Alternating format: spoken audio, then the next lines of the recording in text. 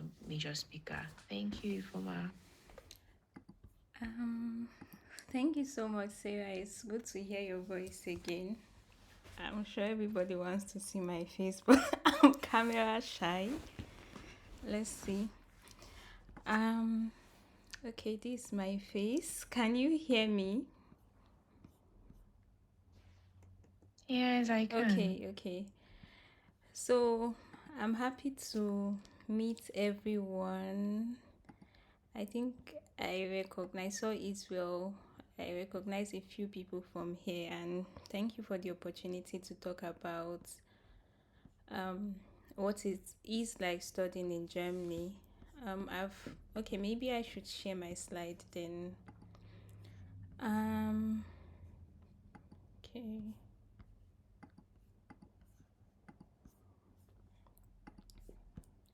So Sarah has already um presented or talked about me. My name is Ifoma Wabufo, and I'm going to be talking about how to study in Germany for free.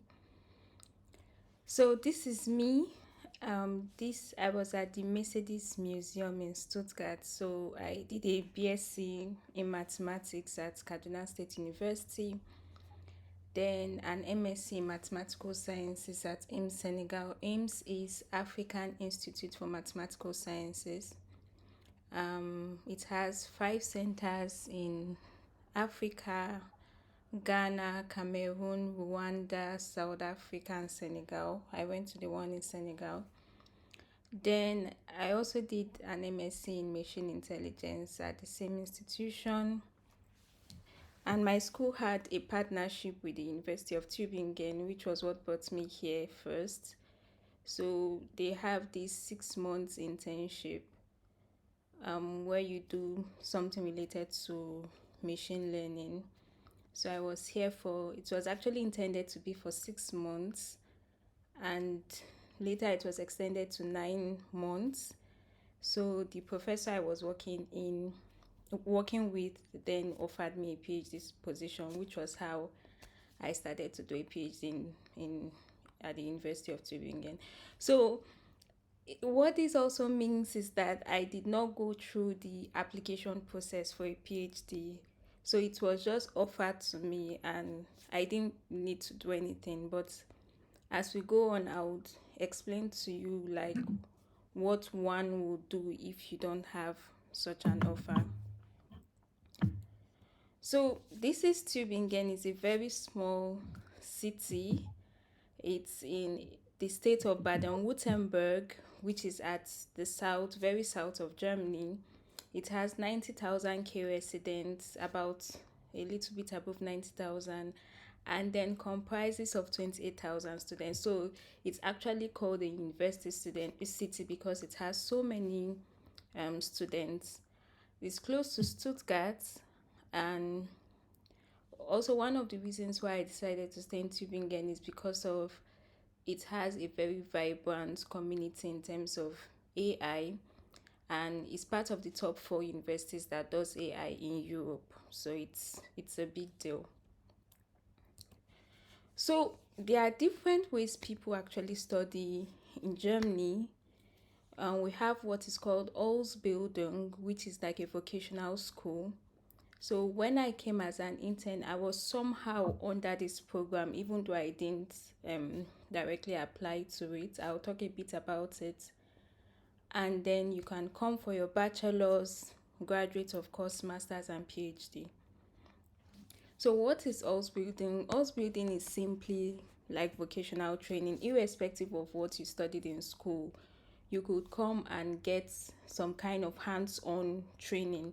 So, but for mostly Africans, what they do is that they come to Germany and do an Ausbildung in nursing, which is like very easy to get into because the population in Germany is mostly elderly people.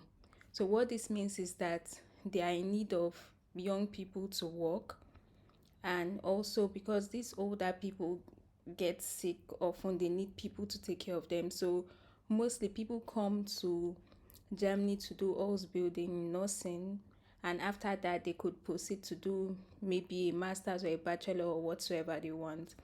So Halls building usually is like 3 years of classes and on the job training. So some I've met or I've talked to someone that finished from engineering and doing an Halls building, although I didn't ask him how he got into the program. But irrespective of your field of study, you can always do an Halls building. So the basic requirement for an house building is just simply a school living certificate and a German language. You have to know German up to the B2. And then usually they pay students up because it's a job actually. You are going to class and working. So for people that do nursing, they do like 2 weeks in the hospital and 2 weeks in classes. So this a link where I hope you can see. Can you see my browser screen? Yes. Yes, we can see. We can see. Okay, yeah.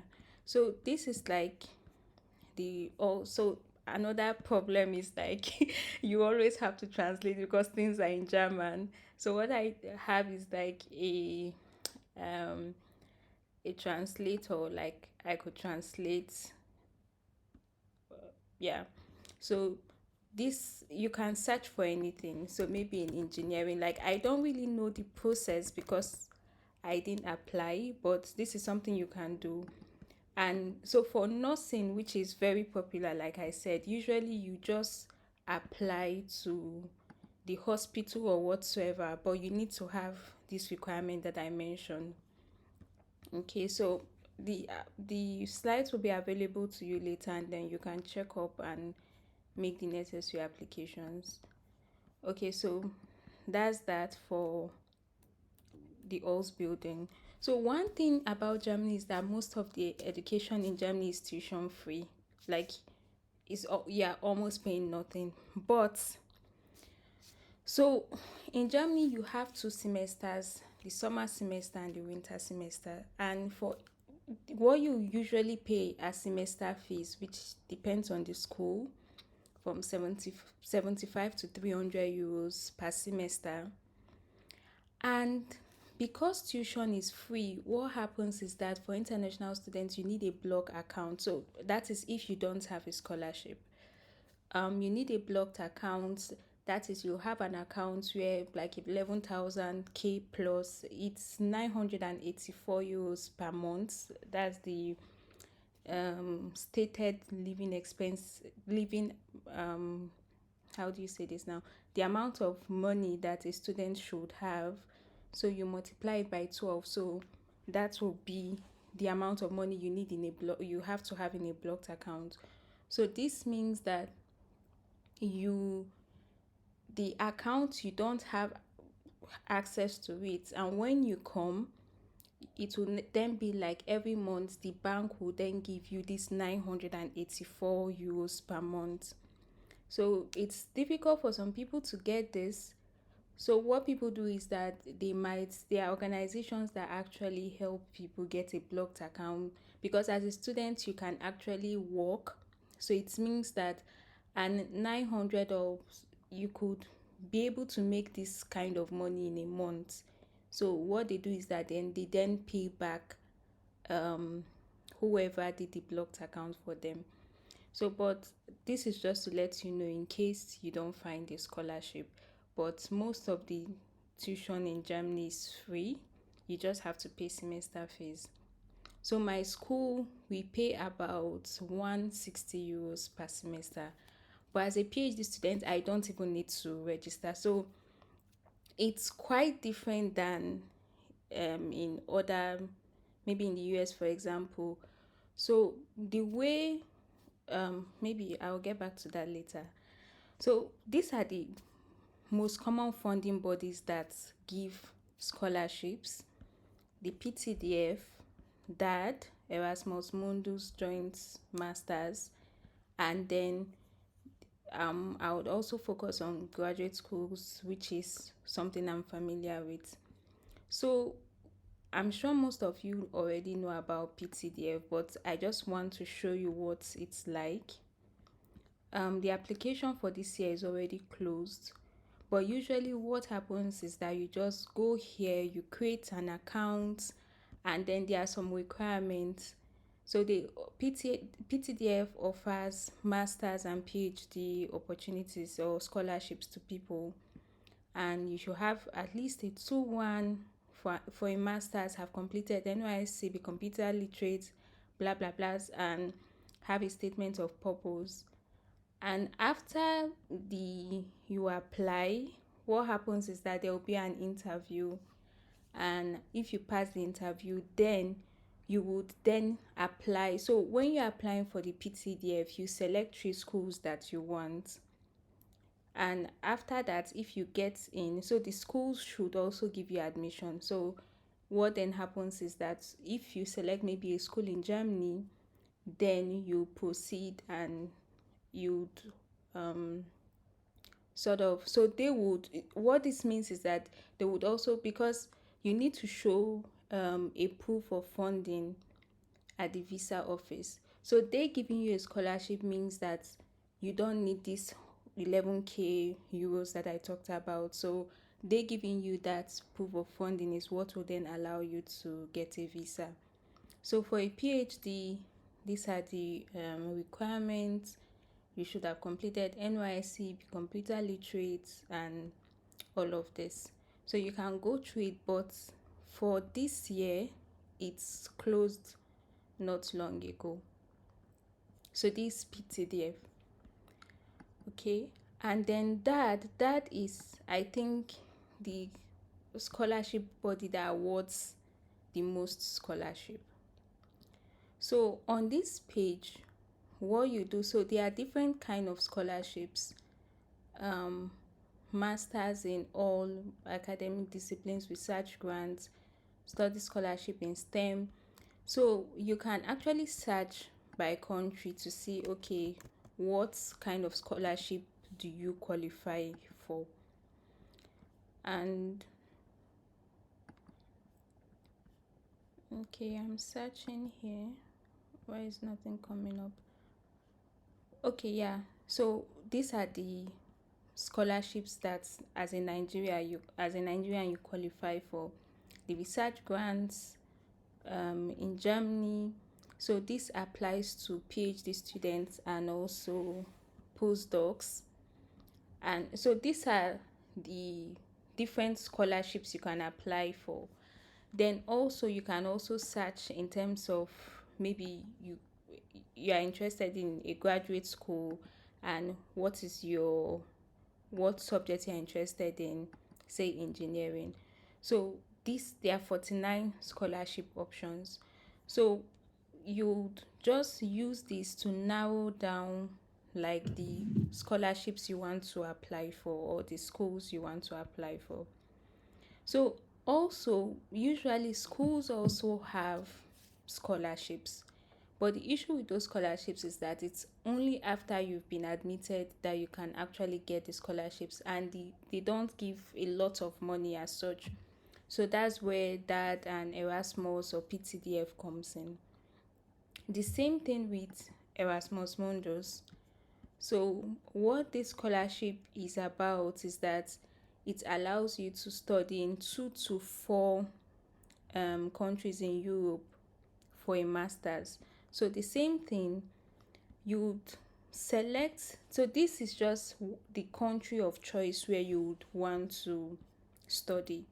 So let's say I'm not interested in the name of the country, I select everything, and so maybe I'm interested in the subject, say I'm interested in chemistry, and I search for it. And usually the funding is based on projects. So I select all project years and search for it. Or let's do mathematics, since I'm familiar with mathematics. Sorry if I don't know. It's like your screen is a bit minimized. Did you minimize it? The one you're sharing. Is it looking better now? It's just minimized. It's not like bold, but Okay, I don't know why, but it's the full screen I'm actually showing. But are you sharing? Like, are you in a presentation mode? Can I be in a presentation mode when sharing a web page? Yeah, you just it's just gonna be. You can pin your screen. Just check on it. The three dots. You pin it. Then it will show to everybody. But there is no pin here. Okay, I think everybody can do it by himself, and it will work for everybody. Yes, please. So let me try to share again. Yeah, maybe do that.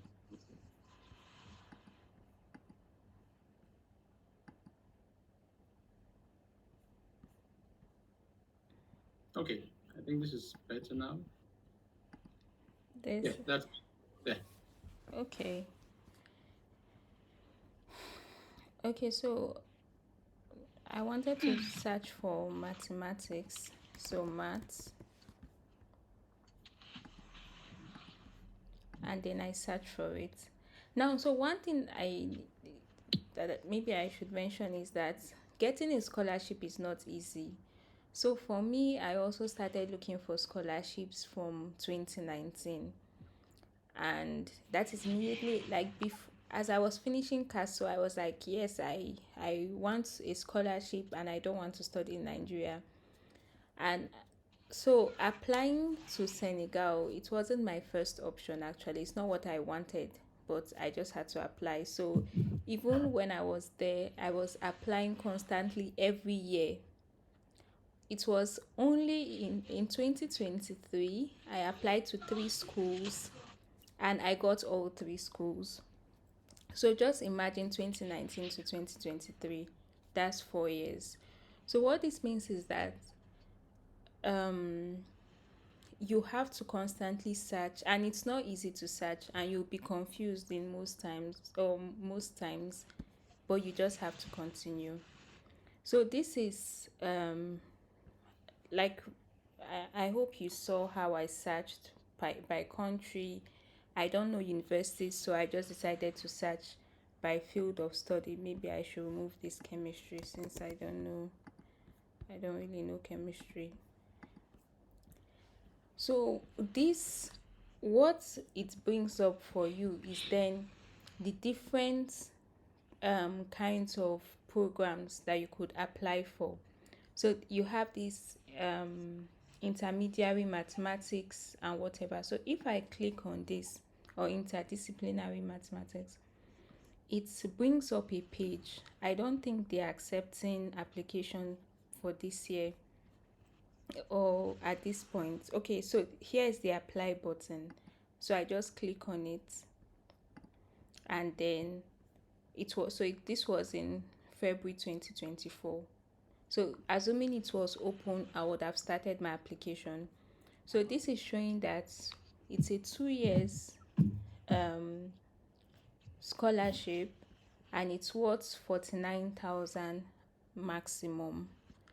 So you wouldn't be charged anything. You just need to submit an application and blah blah blah. So again, when you go to the page, so let me go back to okay, this one doesn't have, yeah, so you can see the countries where you can so like I said at the beginning, you would actually be able to school in 2 to 4 countries.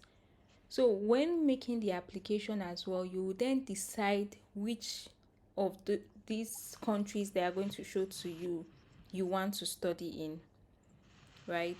So the application is not open right now, but if it were open, you just need to use the apply button and apply.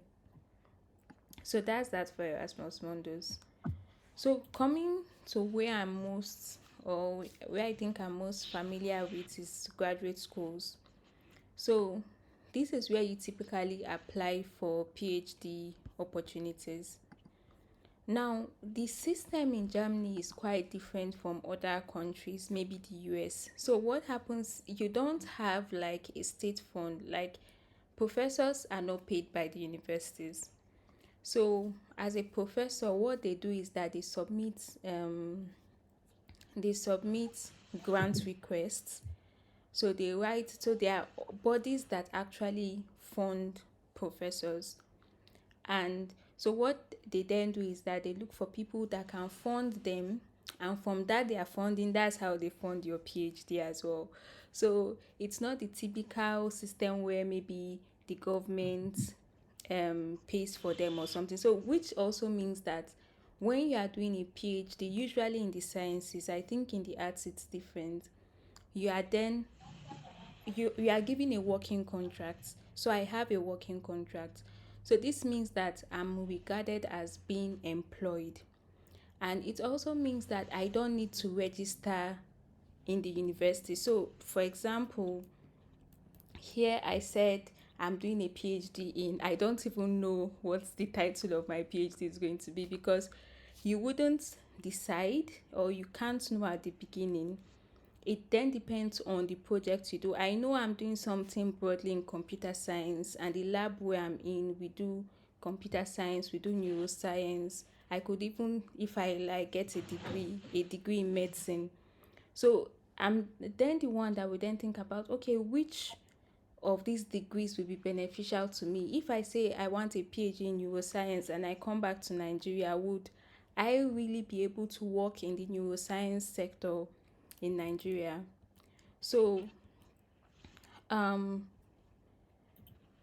point I'm trying to make is that That's too much. you then have to look for a PhD like you are looking for a job. So when you go to, for example, find a PhD, I can just search for maybe Germany. And so also, aside from that, there are also for different, yeah. Can you share the screen again? I think someone attempted to share their screen and it just took you out. Okay. Sorry. And please mute your screen, mute your microphones, please, if you're not speaking. Thank you.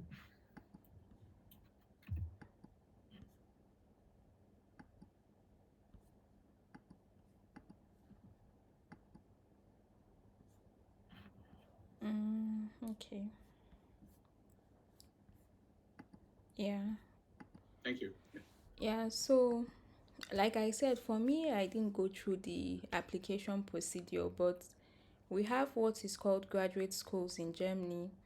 So what a graduate school is that somehow they ensure that the professor is treating you properly. Because PhD is a very, like doing a PhD with a professor is very independent. It means that the professor might not treat you well. So what they do then is that they help, for example, communicate your needs as a PhD student to the professor.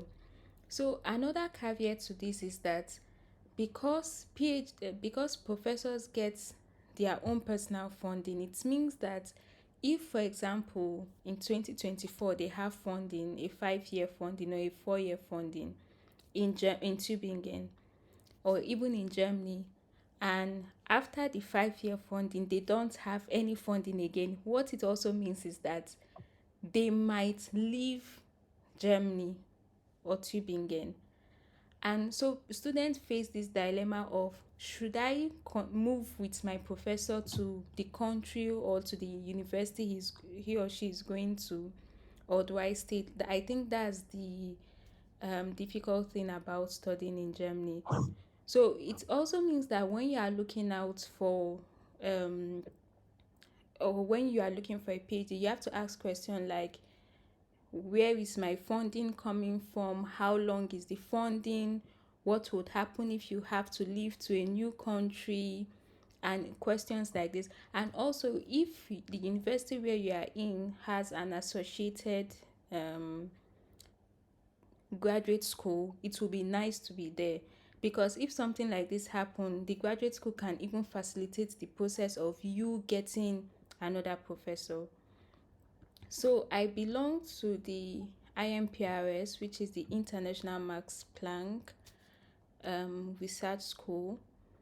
this one. So Max Planck is a very big body in Germany. They do a lot of research from biology to AI. They are in different things. So you can see here, this is the graduate school that you would be in, or even so this one is the institute. And so they tell you here that this is going to be your supervisor and it's funded, right? So this website then gives you information about whatever graduate school you want to go to. So this, maybe let's click this one, more details. And so when you want to do a PhD here, you have to, okay, I was talking to my professor some time ago about why there are not so many African students doing PhDs in Germany. And he was like, they don't have an idea of what the grades mean. So if, for example, I bring my transcripts from CASU and I say I have an A, what is an A? They don't know what an A is.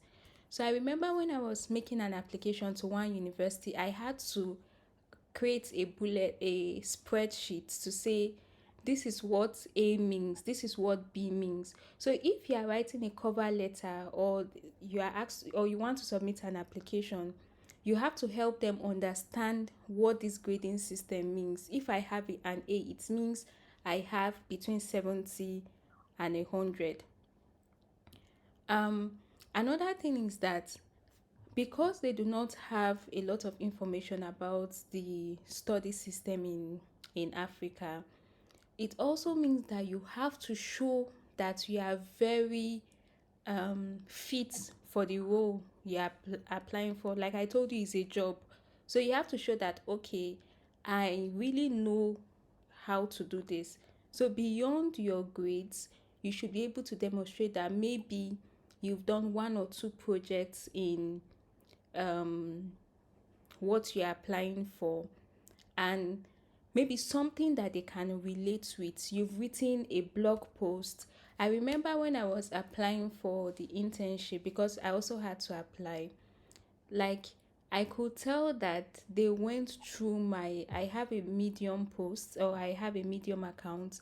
I could tell that they went through my Medium account to see what is this student doing. So if they cannot be able to gauge you in terms of like your grading system or the way you are being taught, you then have to explain to them that these are the other things I can do. Even in one of the applications, I also had to write down the courses I did. I did a course in linear algebra. This is what and what it covers, to give them an idea of the program or who you are. So this is the project, and so what they offer is a full-time position. So it's funded for 4 years. Like I told you, it's a salary, and usually PhD students are under this E13 TVL, and depending on what field you are, it could be between 50% to, I think, maybe 75 or 80%. So you would also have, like being an IMPRS scholar, you'd be exposed to a lot of things, excellent training, blah blah blah. So you can see here, your application is just directly to this email. Nothing, you're not like so sometimes you have to fill up some forms online, but many times you just send your application to some email address. And IMPRS also, when I applied for IMPRS, I was the only Nigerian. Like, so they had this globe, something like this, and from Nigeria it was just one person. So it also means that most people, in fact not even Nigeria, the whole of Africa, it was just me. So what it means is that because people do not know about Germany, most times they don't apply, and there are a lot of opportunities here. And for a PhD, the PhD I don't even know how to speak any German. So PhD masters are usually in English. It's just the bachelor's and Ausbildung or anything lower than masters that is in German usually. So that's fine, the PhD. Then you have job vector, the same thing. What are you looking for? You're looking for a PhD, just search for it, and then it will give you all the positions that are open. This one as well, the academic transfer, the same thing, just a PhD and all of that. So maybe one thing I should just say is that you just have to be particular about your CV. There's a way they really like CVs to look like. Like it shouldn't, mostly they don't like CVs that are like Microsoft Word. So the CV should look attractive. You should have your picture on your CV. Usually that makes them to look at it again. You should have quite some experience in what you are applying for. So I think that's that. The same thing for this other link you just search. So a PhD is a job. That's why you have to apply this way. I think that's all I have in my slide. And then this also DAD. And like I said before, universities can award scholarships while you study, but they are not any kind of big money that you can live on. So thank you, and if you have any questions, I'll be happy to respond to them.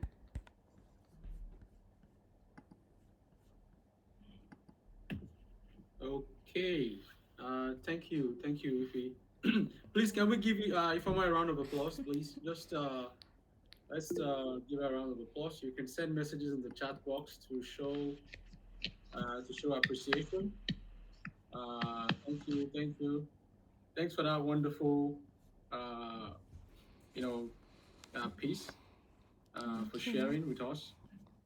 So yeah, this is very, very interesting. Very, very interesting. We're learning new things every day. So I think, I don't know if Sarah is here, but I think I'll open the floor to questions. If you have any question, you can send it in the chat box, and we'll read it out for Ifeoma to respond to. And if you have any question, you can just unmute your mic and ask quickly. So either way it works. You can post it in the chat box, or you can unmute your mic and ask. So yeah, the floor is open for questions. No, there is no. I can see someone asking if there is age restriction. No, there is none. You just have to be above 16 years. And I think one good thing about the Ausbildung is that you don't need a blocked account. You just apply because it's a job. They would give it to you, but sometimes it could be hard. Some people have said just have a blocked account just in case, but usually you don't need to. Yes, I'll send a sample of the CV that they like over here.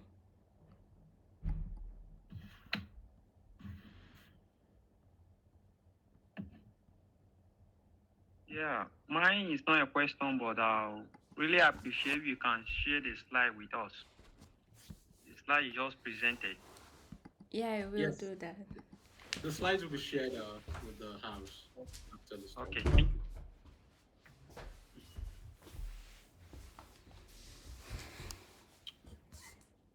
Ifeoma, I guess someone is asking if IELTS and I think TOEFL are required for application. No, it's not required. What you just need to do is that you can ask your school to just write a statement to say this student is proficient in English and that all your studies were done in English.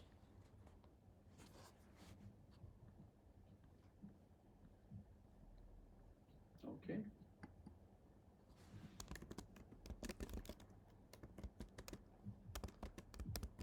Thank you. So you mentioned internship. Can you talk about that? How does one apply for an internship? Okay, mine is a special case because my school has a collaboration with the university. School I did my master's had a collaboration with the University of Tübingen. But usually like even in the university where I'm in, they have like scholar internship opportunities. There's one called Cactus, which is open for anyone doing data science, and you just apply. So I think one needs to search a lot, but many of the universities, they have associated programs with them that give scholarships to students. And maybe I should mention that one attractive thing about schooling in Germany is also that you have this time when you do your thesis with a professor. So what it means is that you be in the lab of the professor, you work with him. So at this time, if the professor sees that you are hardworking or something and they like you and there is a position, they will just directly offer the position to you. So you wouldn't even need to make any application, which was also what happened in my case. Okay. Okay. Oh, that's very interesting. Very interesting. Very interesting. So someone says he has a master in economics. Can you recommend a school that offer a PhD in economics? I think all schools should, or many schools should. And like the PTDF I showed, they actually give funding to very different programs. So I believe that there will be funding from there. And the main thing is like the links I shared, just go there and just search for any course of study you want. Even Erasmus. Okay, Erasmus is for masters. You already have a masters. But go to the links and filter by the course you want and just apply for it. No, it's not mainly for science courses. There are also people that get scholarships in other, although it's very easy, or there are more scholarships in STEM than in other areas. Yeah. True. Someone said, yes, you have to write a B2. You have to write an exam to show. So there's some school in Lagos that actually has, I've forgotten the name of the school. Let me check.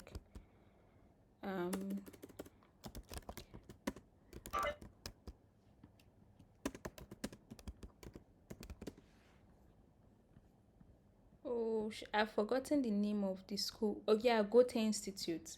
So Goethe Institute is affiliated with the Goethe Institute here in Germany, and I think for each level it's like 150,000 naira. But you can learn online, and nobody will ask you whether you know how to speak German or not. So you have A1, A2, B1, B2. So if you think you know German a lot, you can just go and write the B2 exam.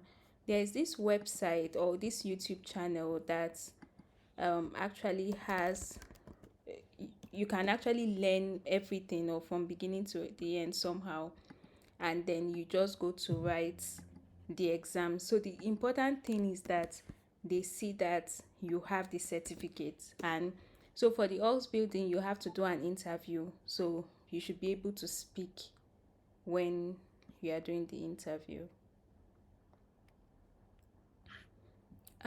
So someone is asking, is there job opportunity over there? Yeah, there are a lot of jobs. It might be difficult to find at first, but so my professor was even telling me about him trying to look for a secretary, and it took him months. So the thing is, like, there are so many jobs but very few people with the right amount of qualification to do it. So I think finding a job wouldn't be a problem. There are a lot of jobs to do, and if you even know German, it's more, you have even more, you'd have an edge. And maybe another good thing about being in Germany is that, so the law was revised, and after 3 years you can get a German passport. So if you can speak German to C1 and you have a job, you can get a passport. So I think it's nice. And if you can't speak German to C1 to B2, after 5 years you can get the German passport. So I think it's very nice. Okay, that's good. I think there's a question we missed up here.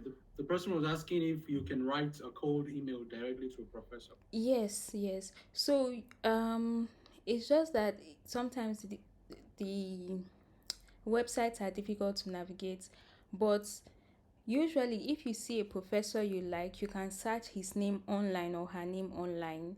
Then usually each the professors have their page for their lab or something, and then you check if the professor has an opening, or even if the professor doesn't have an opening, you can just apply and say, okay, I'm interested in this, if you have an opening or whenever you have, and they usually actually respond to that. Okay, okay, that's good. That's good. So how long does this process take? Getting admission and arriving in Germany, within for a PhD to say? Okay, so Germany is very bureaucratic and it could be slow, but if there are no bureaucracies or everything goes smoothly, I think 1 to 2 months you can get in. So whenever they offer you a position, they might ask something like, when do you want to start? So it then depends on you to say, okay, I estimate that I would need a visa for this. The time to get a visa is this amount of time. So for me, for the kind of visa I applied for, which was a research visa, like it's like 1 week or 2 weeks to get the visa, and you don't pay anything for the visa. So for research visas, you don't pay any money. And then, but if it's a student visa, it's much more difficult. As I've heard, there are long waiting times. So I think it might be it might take a lot of time to get an appointment at the embassy, but let's say 3 to 6 months or so. But the problem is the waiting time at the embassy. But after that is done, usually you can start when you've agreed to start. So another interesting thing happened when I was doing my visa application. My visa application was denied, and then so I kept on appealing to the embassy. They didn't respond, and my supervisor just placed a call, or no, sent an email, and I got the visa like 2 days after. So, like, being a professor in Germany is not easy to get to a professorial position. So being a professor is like a big thing, and then they are very well respected. This not just me, even some other person didn't get a visa, and the professor just called and then they gave the person the visa. So yeah, that's just by the way. That's much different with the process in the US. You Yeah, cannot call anybody at the embassy to ask for visa. yeah, it's like people take years, it could take you years to be a professor. So if you're a professor, you're not a small person. um You said, do you have an idea about MBA executive? Really, MBA scholarships are difficult because even I am interested in doing an MBA and I've been searching for it. I haven't found. But I think the PTDF has something related like economics also. Um, but I've seen a video where someone got an MBA scholarship but in the US, but an MBA will be difficult, but they exist. Okay. Thank you. Thank you. I think I had one more question. I'm trying to remember the question. um, so yeah, I remember. So when would you say is the right time to apply for scholarship? Like say for a PhD? Because in the US we have the fall term, the Yeah. spring term, the winter term, which and mostly students apply in August, September. That is when applications are open. So when would you say is the best time to apply for scholarship?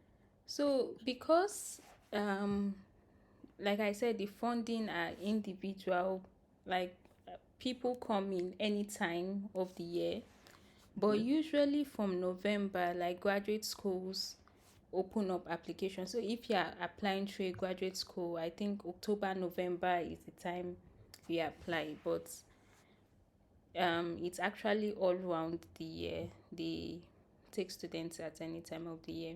So also LinkedIn is a good place. They usually share posts about, okay, I have an opening in my lab. So if you have a professor you're interested in, you could follow him online, and usually they post openings that they have. Okay, thank you. I think one more question. Please, I want to ask. Okay. Well, go ahead. Go ahead. Please, this professor we are talking about, it's like I missed it. Like I came late or something. Please, can you just tell us how do you get this professor? Are we talking about somebody who is not in Nigeria, somebody who is in Germany? I just want to understand, please. Yes, so it's someone in Germany, and so if there's a school in mind you're interested in, you can go and check their faculty list. So schools usually have a list of faculty, and then you check the professors. Usually they have their research in areas, the areas they are interested in. So after that, you then contact the professor. So the professor we are talking about is from Germany, and then you tell the person you're interested in his research area. Okay, thank you very much. You're welcome. Do we have any more questions? I think I was going to ask you about, you mentioned research experience or have some sort of experience before applying. Yeah. How important is that? Because in the US here, you can apply to schools even without any research experience, as far as you have interest that Yeah. matches that of the professor. So how important is that? I think it's very important for a PhD. Okay. Like I said, they don't know, like there are not so many students, African students in particular. So like the lab I'm in, we're about 20 something people, and we are just 3 Africans. And the way they actually came through this my school, because they actually know people from my school. So it's difficult for them to gauge how good you are just by your grades. So research experience does not mean that you must have published a paper, but it might just be like an article you have written explaining something. And then usually if they find your motivational letter interesting, even if you have never published a paper, then they could have an interaction with you. And so like in my lab, what they do is that there will be a Zoom call. You talk to members of the lab. If you are close by, you would even have a visit to the lab and talk to people in the lab. And so they are trying to assess how good you are. So it's not necessary you must have a publication, but you should be able to demonstrate that you can be able to do research. Oh, okay. That's very good. That's very good. So making a whole application package is the main idea. Yeah. They require recommendation letters as well and all these things. So if you are sending directly to the professor, no. Okay. Yeah. But if you are applying through some portal like a graduate school, yes, they would ask for recommendation letters. What about official documents? Do they accept unofficial documents for this process? Yes, they accept unofficial documents. So when you have the admission, then you can send your official document. And like I told you, for a PhD, I have not even submitted my things to the university yet. So students usually wait until it's close to their graduation year, like the last year of their PhD. You don't need to apply to a school. You just need to be in a professor's lab.